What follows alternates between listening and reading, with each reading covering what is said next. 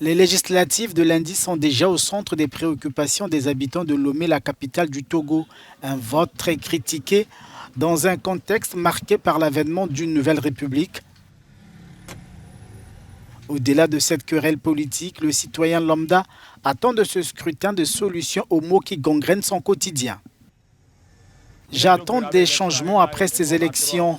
Ils doivent réduire nos impôts pour que nous puissions importer des marchandises et les vendre.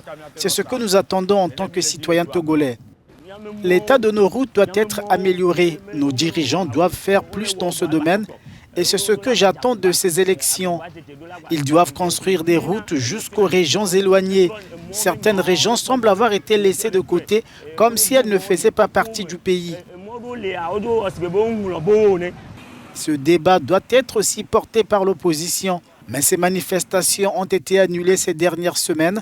Des activistes dénoncent la répression instaurée par le régime.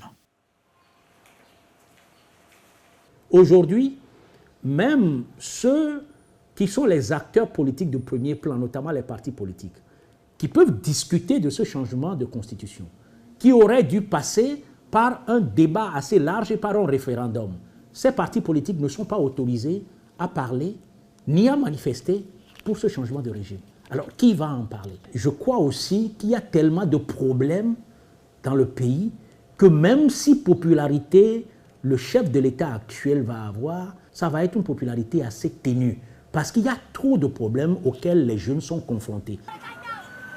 Le Togo doit organiser un scrutin présidentiel en 2025, mais l'échéance reste suspendue au sort réservé par Faure Gnassingbé au changement constitutionnel en chantier.